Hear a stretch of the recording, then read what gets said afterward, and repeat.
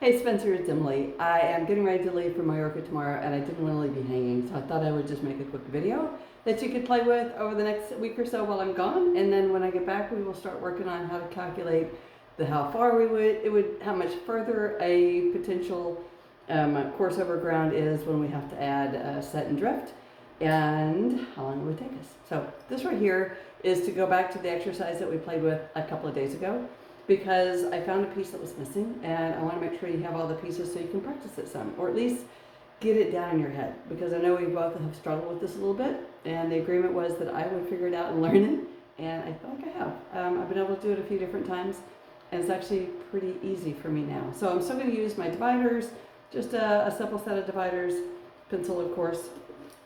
You might want to get your parallel rule, and you don't really need it, but if you want to use your Britain plotter, you can.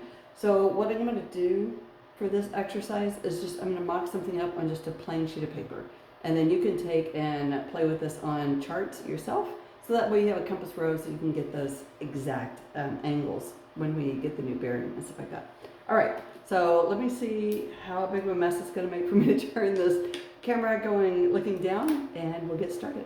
Let's see.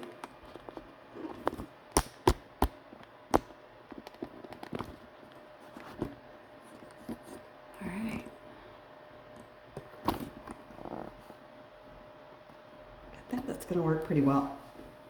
All right, so let's start with, you should be able to see my piece of paper here. So I'm just going to kind of, a small desk. So let's just say we're going to start with point A, and I'm just going to put an A by it. So this is our starting point. Let me make that a little bit bigger so you can see it.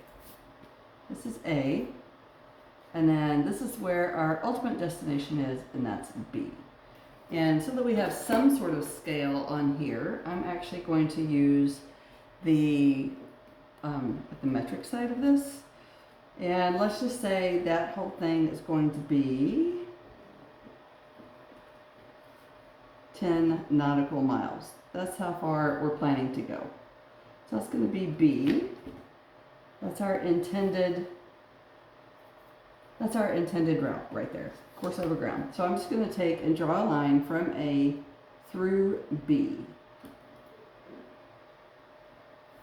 Just keep drawing all the way through. So now we have that. And we're going to put one tick on it. So that's our intended route. So from here to here should be 10 nautical miles. So let's just say that we know that we have, let me make sure you can see this, a set and drift of 1.5 knots, and it is at 090 degrees. Now we're not going to worry about true or magnetic or anything right now. We're just going to try to get down this process so you can really start playing with it. So our boat speed is going to be 6 knots.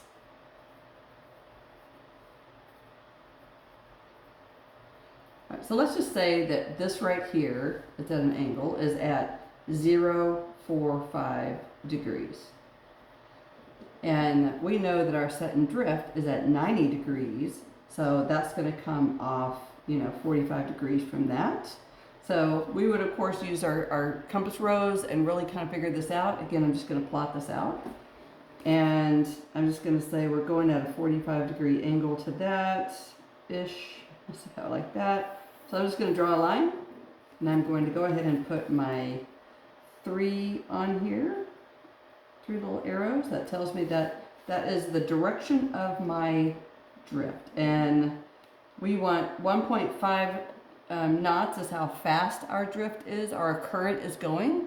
So in 1 hour, so that's what we're going to work with. We're going to work with 1 hour of time along our drift. We are going to go 1.5 nautical miles. So I'm going to use, so I have some sort of scale here, 1.5. So that's how far I would go if my boat was sitting right here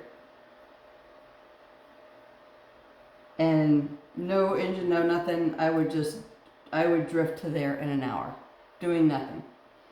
So what I want to do now is 1 hour of boat speed going 6 knots would take me 6 nautical miles.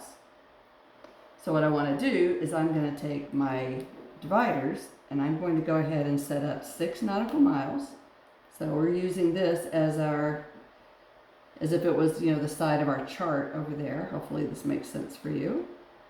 And we're going to get ourselves about 6 nautical miles there. And we are going to measure that from the point of our drift, which is right here, that 1.5 nautical miles. So this right here is 1.5 nautical miles from point A in 1 hour. Okay, so from there, I'm going to show that 6 nautical miles on my original intended path or course over ground.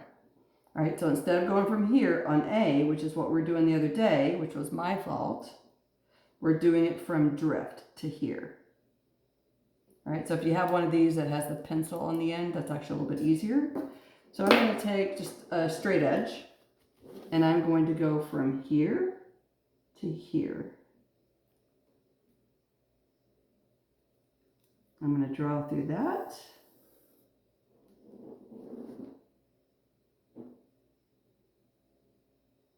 And that's going to give me my new bearing. So I would take, if I had this on a chart, I would then take and line this up, and I would walk it down to, or over to my closest compass rose. So just for argument's sake, I'm going to say that that is 0.35. Again, I'm just estimating. I don't actually know, but, and then I'm going to put my 2 arrows on that. Now, if I also had some leeway coming at the same direction, you know, that 0.90,